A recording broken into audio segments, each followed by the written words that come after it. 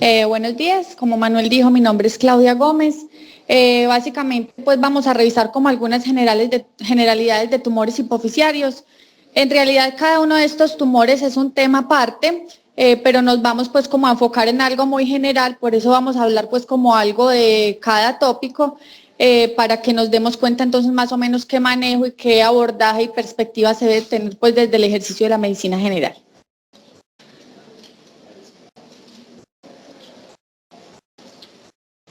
Bueno, acá tenemos básicamente pues como un esquema de lo que es una silla turca.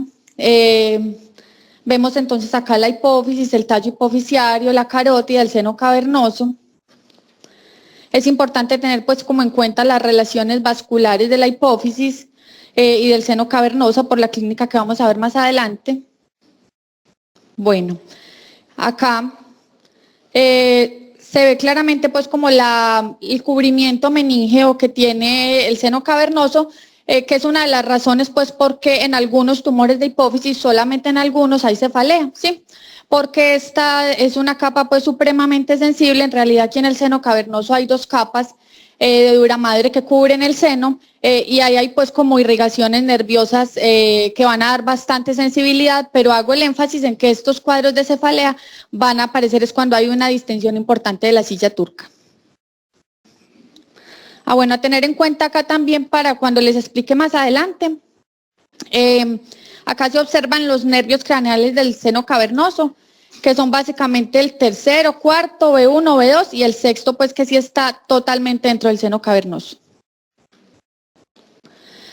Bueno, este es un esquema que a mí me gusta mucho, me parece muy bonito, es como un corte histológico de la glándula. Esta es toda la glándula hipófisis. La hipófisis entonces tiene una pars distalis, que es la parte anterior, que es la que en realidad está como más irrigada y tiene el plejo vascular pues bastante rico. Ahí se ven entonces todos los capilares sinusoidalis. Esta es la pars distalis, que es básicamente la adenohipófisis, y también está formada por la pars infundibularis. Esto es la adenohipófisis, ¿sí? Y en la parte posterior está la neurohipófisis, que es la hipófisis posterior.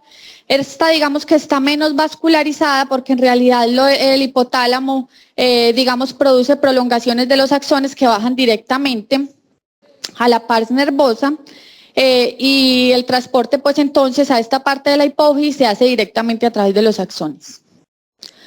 Bueno, básicamente en la hipófisis hay 5 grupos tumorales, ¿sí? Que son como las celulitas que producen cada tipo de hormona.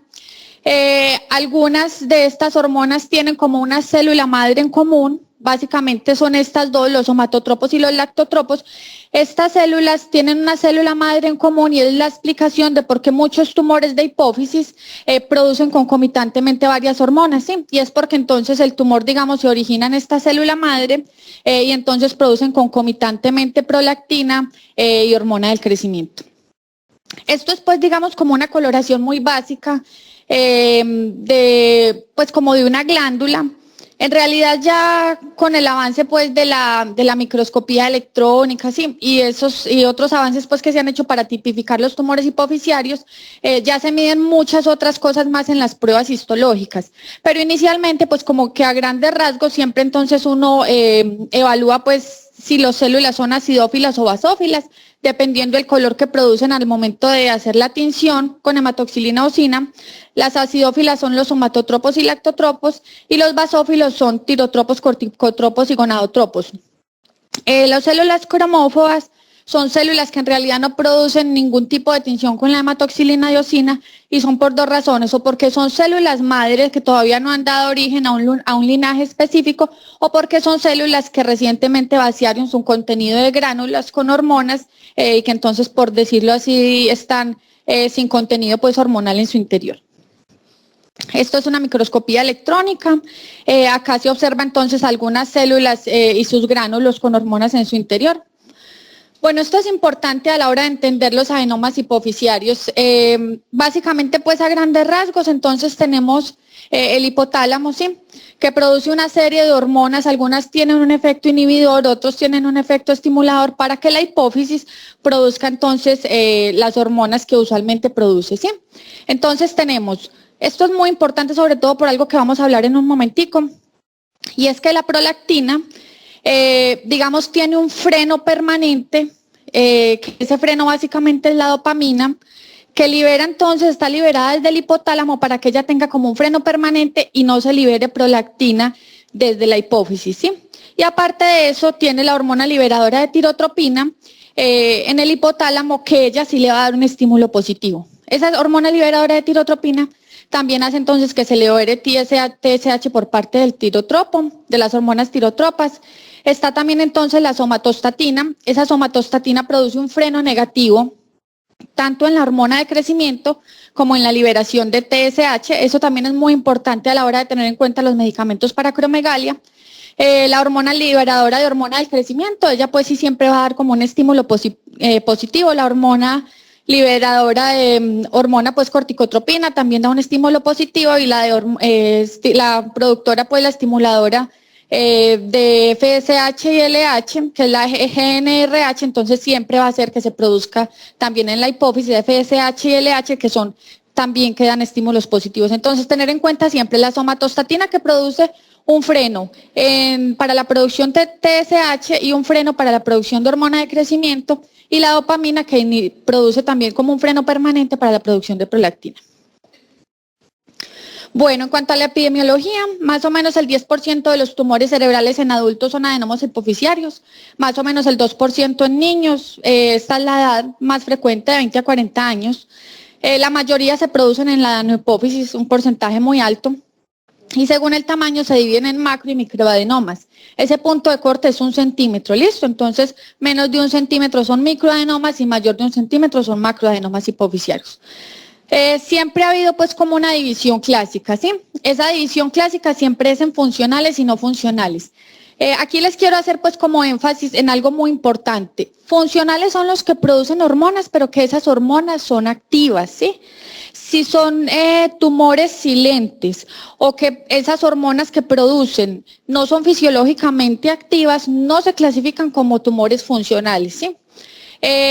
¿Por qué? Porque esos tumores se tratan como si fueran tumores no funcionales. ¿Y en qué momento entonces se daría uno cuenta que son de un linaje especial, digamos, productor de FSH o LH, ¿sí? O de otro tipo de hormona que no produzca síntomas? Es en el momento de la tinción y en el momento de la inmunohistoquímica, ¿sí? De modo que el tamizaje que uno les hace en sangre no muestra unas hormonas elevadas, sino que es el resultado cuando uno le hace la inmunohistoquímica y los otros estudios de extensión. Ahora, otra cosa, para los residentes también muy importante: todos los tumores productores de FSH y LH no se cuentan como tumores funcionales, ¿sí? Porque generalmente, o sea, por lo que dije ahora, porque generalmente no producen síntomas. Entonces, esos tumores no se clasifican como funcionales, sino que siguen metidos en el grupo de los no funcionales. Bueno, el tiempo de presentación varía dependiendo si son o no funcionales. Los tumores funcionales, los que producen hormonas, van a ser diagnosticados mucho más rápidamente, pues porque la clínica es como muy ruidosa, ¿sí? Por la sobreproducción de cortisol, pues de ACTH, los de hormona del crecimiento, listo. En cambio, los funcionales tienen un diagnóstico mucho más tardío, porque es necesario como que el tumor crezca y produzca un efecto de masa, que generalmente es manifestado por déficit visual, para que pueda pues como que el paciente empezar a consultar y pedir ayuda. Entonces básicamente los síntomas se dividen en 4 grupos, que son efecto de masa, apoplejía pituitaria, sobresecreción de hormonas y deficiencia de hormonas. Estos son entonces básicamente los 6, aquí están incluidos FSH y LH, los 6 tipos de hormonas que se producen pues en la glándula hipofisiaria. Más o menos el 65% de los adenomas producen una hormona. Eso dicen los libros. En la vida diaria a mí me da la impresión de que son pues mucho mayores los no funcionales, pero la literatura reporta que son del 65% son funcionales, ¿sí? La mayoría de esos funcionales son prolactinomas. 10% producen hormona de crecimiento, que son los de la acromegalia, 6% son los de la enfermedad de Cushing y solamente un 1% producen TSH. Bueno, entonces, en cuanto a los síntomas de los pacientes con prolactinoma, básicamente entonces se van a manifestar por galactorrea. Eso es pues más común en las mujeres, pero puede aparecer en los hombres. En los hombres también puede haber ginecomastia, infertilidad, disfunción eréctil, ¿sí? Disminución de la libido. irregularidades menstruales en las mujeres, amenorrea. En los pacientes con acromegalia hay que tener en cuenta de que los síntomas, digamos, varían o la presentación clínica varía dependiendo de si es un adulto o un niño. En el niño, generalmente son los niños que se les produce pues gigantismo. Aquí está entonces pues como la típica persona que uno ve que es gigante, sí, porque es, digamos que esto se produjo antes de los cierres de los núcleos de crecimiento. Y en los adultos dan síntomas un poquito más diferentes porque como ya los discos de crecimiento están cerrados, entonces, a ver, generalmente yo les puse esta foto porque digamos que en los adultos a veces es más difícil hacer el diagnóstico. Me refiero a difícil tempranamente. Se supone que más o menos un paciente tarda unos 10 años entre tener el tumor y se la pasa 10 años dando vueltas por el servicio de salud hasta que llega donde alguien finalmente le haga el diagnóstico de acromegalia, ¿sí? Estos pacientes adultos básicamente tienen cambios como en el fenotipo, pero son cambios pues que se van dando sutilmente, entonces generalmente las personas que viven diariamente con ellos no se dan cuenta de los cambios. Y generalmente lo que pasa es que personas que no los ven hace 2 o 3 años les dicen, ve cómo te ha cambiado la cara, está súper narizón, los labios más grandes, ¿sí? Lo otro es que, bueno, con más tacto se le pueden decir, estás muy diferente. Bueno, lo otro es que tiene crecimiento de las manos y hay una pregunta clave siempre que ustedes le tienen que hacer a los pacientes con sospecha de acromegalia, ¿sí? Y es si han cambiado la talla del zapato en los últimos años. Eso se ha demostrado que es la pregunta más sensible. Entonces, paciente que ustedes vean con rasgos muy toscos, por decirlo así, pregúntenle siempre si ha cambiado el tamaño de los zapatos en los últimos años. Bueno, cantidades infinitas de efectos pues en todo el organismo tiene la hormona de crecimiento. Pacientes que empiezan a hacer cardiopatía, hipertrofia miocárdica, arritmias cardíacas. Estos pacientes tienen un riesgo altísimo de cáncer de colon, ¿sí? Tienen un riesgo mucho más alto que la sociedad en promedio para tener un cáncer de colon. Hacen síndromes de atrapamientos nerviosos, prognatismo, ¿sí? Con la cirugía, muy pocos de estos síntomas se revierten, solamente quedan estáticos, en teoría solamente los síntomas relacionados como con la hipertrofia de tejidos blandos, grosor de la piel, sí, sequedad, todas esas cosas son las que solamente revierten, pero el riesgo de cáncer de colon, el riesgo de cardiomiopatía, todos esos riesgos todavía permanecen aún después de tener criterios de curación con el manejo quirúrgico. Los pacientes que tienen sobreproducción de ACTH tienen pues todo lo que ustedes saben de un paciente con síndrome de Cushing, sí, que no me voy a detener en eso. Estrías en la piel, facies abotagada, congestivos, trastornos hidroelectrolíticos, hiperglicemia, retención de líquido, extremidades pues supremamente delgadas, todo lo de un síndrome de Cushing, ¿sí? Y pues esta es pues como una foto típica de una paciente. Y los pacientes con sobreproducción de TSH pues hacen el cuadro que uno normalmente vería en una tirotoxicosis, que ustedes también pues ya se lo saben de memoria. Bueno, y los pacientes que son productores de FSH y LH, esos tumores, como les dije, son silentes, ¿sí? Esos tumores no dan síntomas, excepto ya cuando uno les hace pues como la medición del perfil hormonal. Bueno, entonces, primer síntoma con los que se manifiestan, sobreproducción de hormonas, ¿sí? Segundo síntoma, inhibición de la producción de hormonas.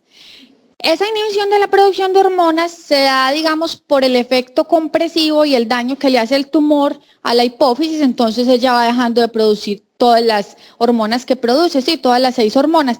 Pero hay también como un orden de sensibilidad en la que esa función, esa pérdida de la producción de X o Y hormonas se va dando.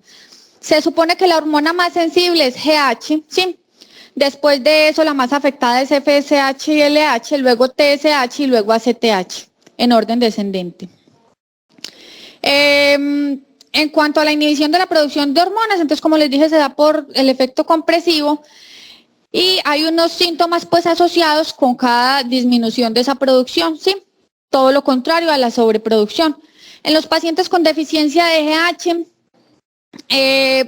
generalmente uno no le pone mucha atención a eso, pero eso es súper importante, ¿sí? Y los pacientes tienen exactamente los mismos síntomas que si tuvieran una disminución de los niveles de cortisol.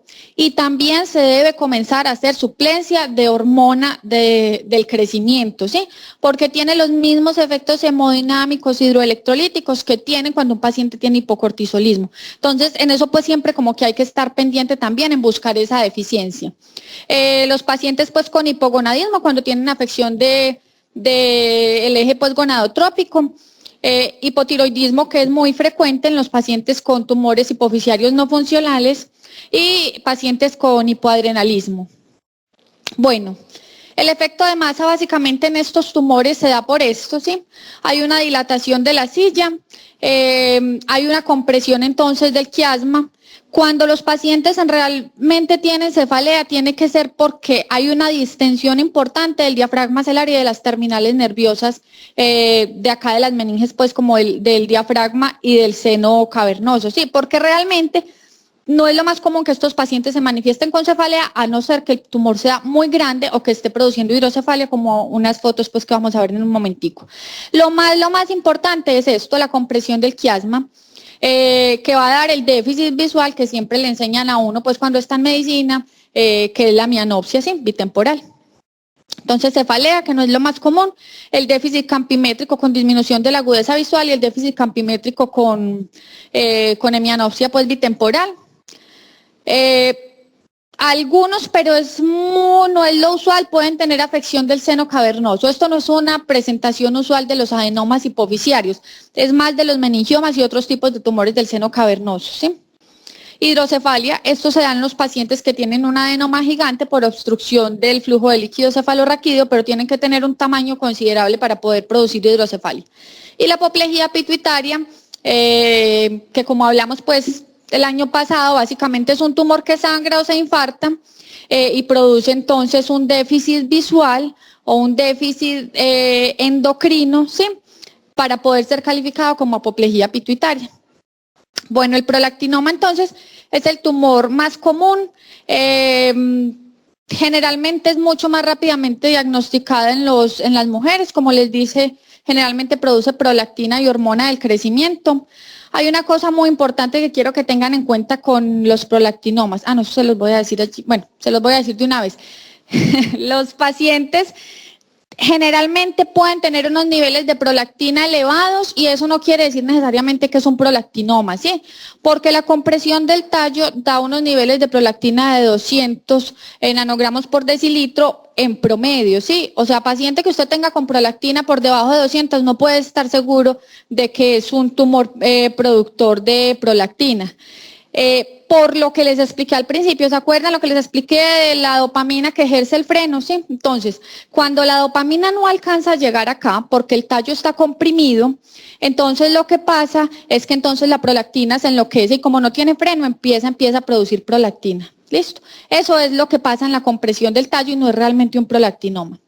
En enfermedad de Cushing, estos pacientes se vuelven muy sintomáticos con tumores muy pequeños, entonces es muy raro que tengan un macroadenoma, ¿sí? Solamente un porcentaje más o menos del 50% miden aproximadamente 5 milímetros y solamente el 10% llegan a ser macroadenomas que produzcan el efecto de masa porque generalmente se dan cuenta pues como de los síntomas, el endocrino, sí, por los otros síntomas que tiene de enfermedad de Cushing, no síndrome de Cushing. Bueno, aquí está ya. La enfermedad de Cushing es la enfermedad relacionada estrictamente con la sobreproducción de ACTH por la hipófisis, ¿sí? No el síndrome de Cushing, que es la sobreproducción de cortisol, que puede ser por muchas otras causas. O sea, la primera es exógena o tumores adrenales, ¿sí? O tumores que produzcan también cortisol. Pero la enfermedad de Cushing se refiere concretamente al tumor hipofisiario. Aquí están pues las otras causas que pueden producir aumento del ACTH. En la acromegalia, pues el representante como más parecido es el muñequito Stetchberg. Luego que les dije, pues manos grandes, facies muy gruesas. Más o menos en el 75% de los casos son microadenomas al paciente al momento del diagnóstico. Vuelvo y les digo porque la clínica es pues como muy florida. 25% de estos pacientes tienen producción concomitante con prolactina. En los productores de TSH es una incidencia pues muy bajita, solamente el 1%. Hay que hacer, pues básicamente se produce un hipertiroidismo central y hay que hacer pues como la diferencia con los otros alteraciones pues del eje tiroideo. Y la mayoría son plurihormonales. Los tumores de la neurohipófisis son realmente poco comunes, todos son de manejo quirúrgico. Cuando a un paciente le llegue con un adenoma hipofisiario, esto es lo que le tienen que pedir, sí. Este es el pool completo pues de perfil tiroideo y aparte de eso lo tienen que ver pues obviamente nosotros y también lo tiene que ver el oftalmólogo y el endocrino, ¿sí? Aquí están los déficits visuales que dan generalmente los tumores de hipófisis, el clásico pues la mianopsia bitemporal. Si la compresión está en la radiación óptica, entonces va a dar una mianopsia homónima o si es directamente en el nervio va a dar pérdida visual.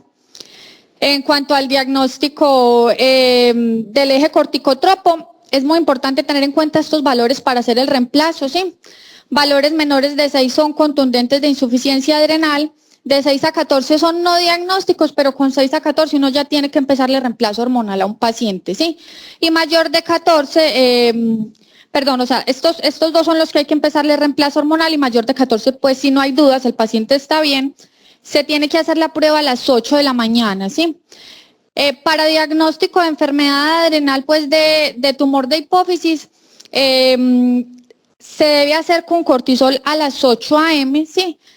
No se puede hacer con medición de cortisol porque ya eso es para la medición específica cuando usted sospecha concretamente que es una enfermedad de Cushing. En el eje tiroideo, pues esto sí lo manejan ustedes bien, es pues como la alteración diferente de si es hipertiroidismo o hipotiroidismo central o pues el déficit o es absolutamente primario. La prolactina, entonces, como les expliqué, valores de 25 a 150 son asociados a compresión del tallo. Algunos libros dicen que es de 200 y algunos libros dicen que lo que uno debe hacer es como disminuir la probabilidad. Para sacar la probabilidad de que sea un prolactinoma, disminuir como el valor entre 2 para que más o menos le dé la probabilidad de que sea realmente un prolactinoma. Pero para efectos prácticos, mi punto de corte siempre es 200, ¿sí? De ahí para abajo siempre lo considero una compresión del tallo, a no ser que se demuestre lo contrario. Esta es la imagen típica pues de los adenomas hipofisiarios, básicamente lo que les mostré pues en el dibujito a colores de qué es lo que pasa. A veces entonces, como les dije, hay microadenomas que sí son, digamos, un poco más difíciles de diagnosticar, o bueno, no difíciles, sino que la imagen pues es mucho más pequeña y hay que hacer una resonancia dinámica contrastada. El tratamiento entonces a todos los tumores productores de hormona es quirúrgico, sí, excepto el prolactinoma. El tratamiento del prolactinoma siempre es un tratamiento médico. Hay ciertas indicaciones pues muy específicas de operarlos que no vienen a la charla, sí, pero lo que les tiene que quedar en la cabeza es que un prolactinoma nunca es de tratamiento quirúrgico, sí. Los pacientes con tumores no funcionales, los que no producen hormona, solamente se operan si tienen deterioro visual, si tienen efecto de masa. Algunos libros dicen que si desplaza el quiasma, otros dicen que no, yo personalmente nunca los opero si no tienen déficit visual ya instaurado, no solo por el hecho de comprimir el quiasma es quirúrgico. Básicamente la cirugía consiste, esta es pues como la técnica ideal, ¿sí? Hacerla pues endoscópica, transesfenoidal, aquí está el seno esfenoidal, aquí está la hipófisis. Estos son otros alcances pues que tiene la endoscopia, todas las tumores de la línea media, desde el plano hasta el clivus. Esta es pues como una foto en cirugía. El cirujano se ubica pues a la derecha del paciente con un ayudante que le está camareando y todo pues lo estamos mirando acá a través de la pantalla, ¿sí? Es una visión en 2D que es digamos que una de las desventajas de la cirugía transesfenoidal, pero pues ya también se están haciendo cirugías en 3D con gafas especiales y pues hay que tener pues como el endoscopio en 3D. Y esto solamente es como una cosa y para terminar, para que lo tengan en cuenta, de que hay algunos pacientes que a pesar de que pues el tratamiento es quirúrgico sin duda, pero algunos pacientes que tienen criterios de no curación y no son candidatos de ser llevados otra vez a cirugía, entonces uno se apoya con otros medicamentos, ¿sí? A ver, la prolactina, como les dije, queda claro que no es quirúrgico, el tratamiento son los agonistas dopaminérgicos, ¿sí? Bromocriptina, que está cubierta en el POS, cabergolina, digamos que tiene menos efectos adversos, más tolerancia, sí, pero pues no está cubierta por el POS, pero personalmente me parece la mejor opción. Acromegalia, se usan los análogos de la somatostatina, digamos, o por un paciente que vos no lo podás operar ahí mismo porque tenga otras condiciones, digamos, metabólicas o hemodinámicas por la misma cardiopatía que hacen, entonces, mientras tanto, vos le podés empezar el tratamiento con análogos de la somatostatina. Eso generalmente lo empieza, pues, el endocrinólogo o el neurocirujano, sí, pero para que sepan más o menos por si ven esto. Entonces, con eso se busca disminuir el volumen tumoral y llevarlo posteriormente a cirugía, o pacientes que tienen, digamos, criterios de ser un adenoma hipoficiario invasor, que la morbilidad de la cirugía es muy alta, si uno se mete a sacar hasta el último rincón, ¿sí? Entonces, el pedacito de tumor que le quedó, pues ya simplemente se le da el tratamiento con medicamentos, y en el hipercortisolismo, lo mismo, o sea, tratamiento quirúrgico, pero algunos casos específicos de no curación se pueden dar ketoconazol, metilapone o ciprofloxacina. Radioterapia solamente está pues como indicada en casos de tumores, pacientes que ya han sido operados, que tengan contraindicaciones para la cirugía, o que tengan pues como recurrencia. Esta es una foto pues muy bonita que me encontré de cómo ha evolucionado la cirugía transesfenoidal en el transcurso de los años, sí, hasta llegar a lo que tenemos ahora, la técnica pues endoscópica.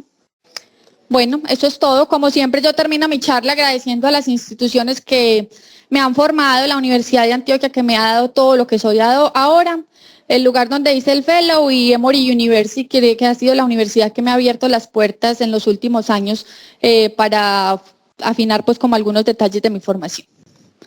¿Listo?